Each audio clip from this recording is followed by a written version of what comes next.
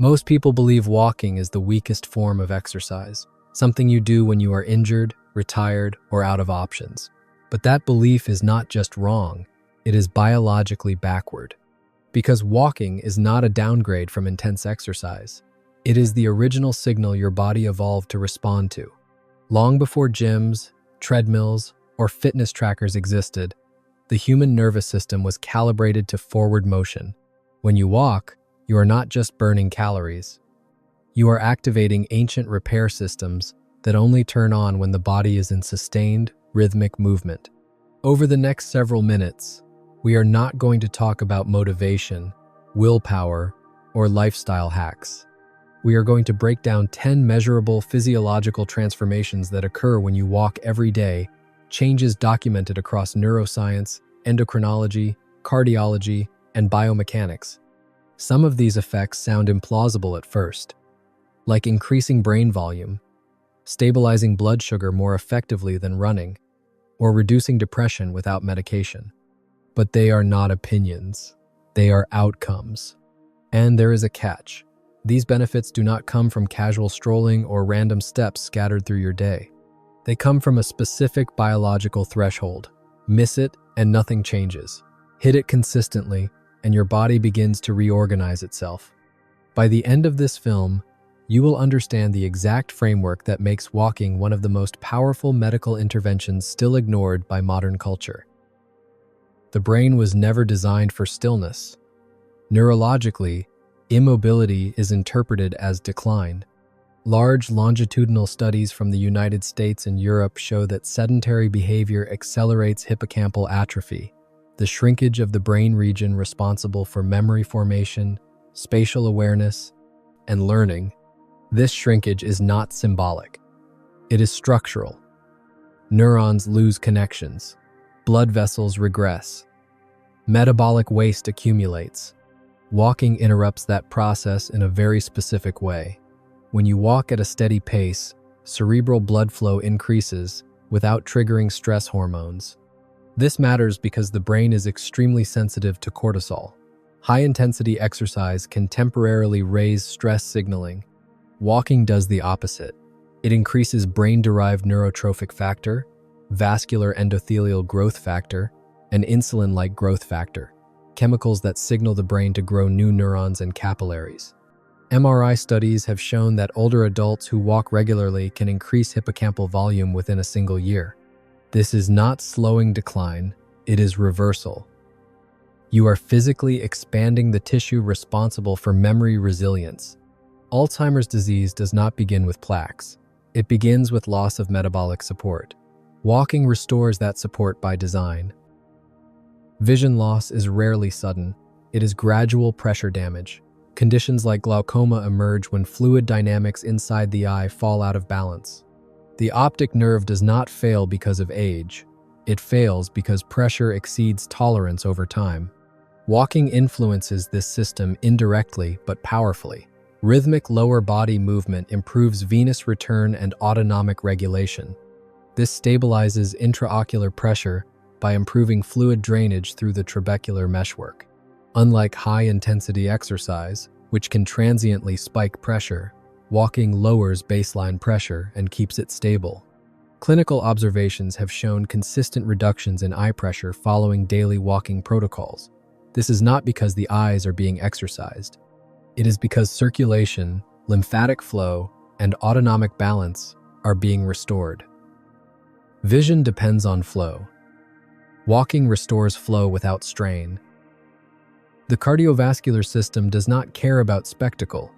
It cares about shear stress, vessel elasticity, and metabolic efficiency. When researchers compared walking and running in large population studies, they found something uncomfortable for fitness culture. For prevention of coronary artery disease and stroke, walking performs just as well as running when total energy expenditure is matched. The mechanism is arterial conditioning. Walking widens blood vessels through nitric oxide signaling. It lowers resting blood pressure. It improves lipid transport. Most importantly, it does this without chronically elevating cortisol. Chronic stress hormones stiffen arteries. Walking keeps them compliant. This is why daily walkers often show better long-term heart outcomes than sporadic high-intensity athletes. The heart is not a muscle that wants to be shocked, it wants to be trusted. Most adults breathe far more shallowly than they realize. Long hours of sitting compress the diaphragm, restrict rib expansion, and allow the lower regions of the lungs to fall into functional silence. When this happens, gas exchange becomes inefficient, oxygen delivery declines, and stale air lingers where circulation should be strongest. Breathing turns into a reflex rather than a fully expressed physiological process. Walking corrects this through simple mechanics.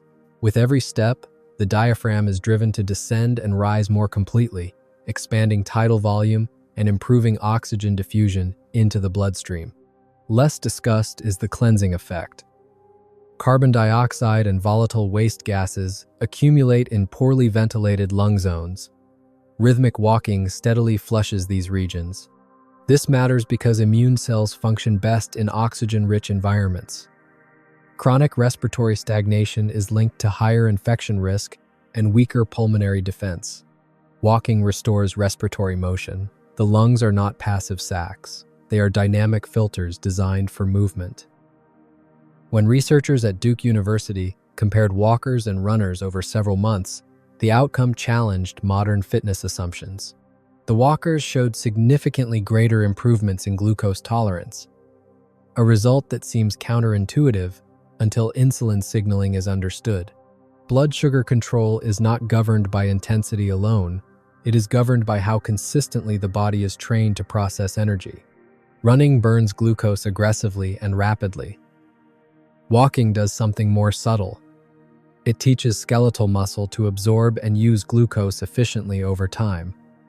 This steady demand improves insulin sensitivity without exhausting glycogen stores or triggering stress responses.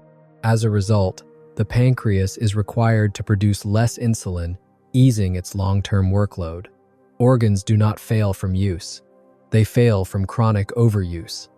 For individuals at risk of type 2 diabetes, walking functions as metabolic rehearsal rather than metabolic emergency. Blood sugar regulation is not about force or speed. It is about rhythm, repetition, and biological trust. The digestive tract is not a passive tube. It is a living, muscular conveyor designed to move. When the body remains still, intestinal transit slows, waste lingers longer than intended, and inflammatory signals quietly rise. Large epidemiological studies repeatedly show that physically active individuals experience significantly lower rates of colorectal cancer, with walking demonstrating one of the strongest protective associations across age groups. Walking stimulates peristalsis through gentle mechanical vibration and activation of the autonomic nervous system. This coordinated motion shortens gut transit time, reducing prolonged exposure to metabolic waste and supporting a healthier microbial balance. After diagnosis, continued walking is linked to improved survival outcomes, likely through immune modulation and lower systemic inflammation. Waste removal is not automatic, it is movement dependent. Bone is not an inert structure. It is living tissue that constantly senses and adapts to mechanical load through piezoelectric signaling. With each foot strike, a small electrical current is generated within the bone matrix, sending a message to osteoblasts to reinforce and rebuild the structure. Walking delivers this signal in a steady, repeatable way, providing stimulation without pushing the skeleton beyond its limits.